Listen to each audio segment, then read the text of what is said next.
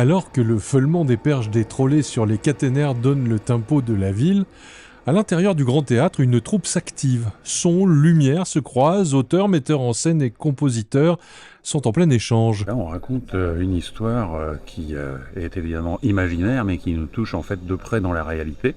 L'histoire de deux jeunes gens auxquels leur grand-père confie une mission, c'est d'aller enquêter sur la disparition de l'Atlantide pour peut-être trouver des pistes pour sauver notre propre planète. Notre mythologie est un réservoir formidable à histoire.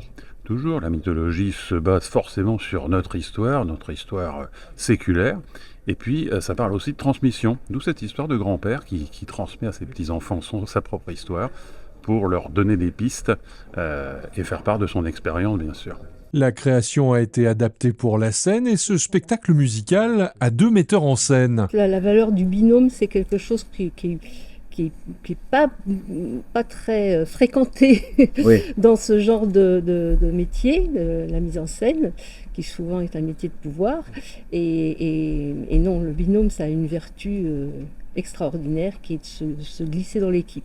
On peut se confronter et parfois éviter des pièges Oui, dans enfin, lesquels on pourrait tomber quand on est seul. ouais, tout ça, on est jamais seul en mettant en scène. Oui. Quand vous montez des comédies musicales, il y a un scénographe, il y a un chorégraphe, enfin, c'est des équipes. On travaille toujours en équipe, ça serait prétentieux de savoir qu'on sait tout.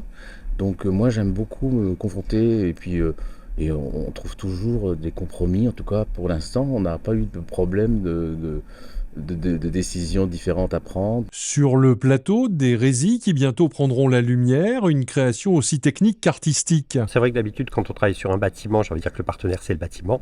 Là, effectivement, on se met au service d'une idée, d'une équipe. Et donc, il faut être à la croisée des chemins entre les attentes d'un auteur, d'un compositeur qui porte le projet, 2 metteurs en scène, on en a 2, 2 contraintes qui sont évidemment celles de la lumière, du lieu, de la structure, de la scénographie. Le souci qu'on rencontre sur une scène d'opéra, c'est que c'est toujours en mouvement, tout le temps en mouvement, et que on est obligé de s'adapter à chaque fois à des choses imprévues. Et ça demande beaucoup de souplesse. Parce qu'on a 2 VP là, qui sont configurés, donc il y a un premier VP et un deuxième. Donc celui-ci fait l'image du fond et celui-ci fait les modules. Donc d'où le découpage avec les masques pour vraiment épouser la forme de tous les modules. Depuis maintenant 2 ans, auteurs et compositeurs travaillent à cette création avec un objectif commun. En fait, c'est important parce que monter des spectacles, c'est des échanges, c'est de personnes d'horizons différents, de cultures différentes, ce qu'on a essayé de faire, puisqu'ils sont 2 metteurs en scène, il y a Olivier Massé, puis il y a Agnès Bourri, et c'est vrai qu'ils sont très complémentaires. Là, on va perdre un peu, mais l'idée c'est de ne pas l'avoir tout le temps comme ça, et de pouvoir avoir un peu moins, et là, tu vois, il y a quelqu'un au milieu, alors il n'y aura pas que ça, mais il y a ce... Non, mais ça crée la magie. Sur le plan culture, c'est ce qui nous donne la chance de pouvoir tout explorer.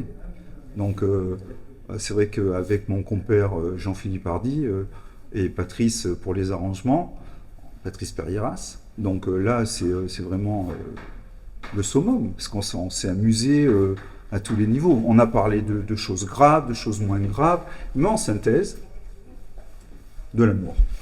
Atlantide SOS Terre est un spectacle musical pop avec l'orchestre symphonique résident. Rendez-vous les 30 et 31 décembre, la billetterie est ouverte.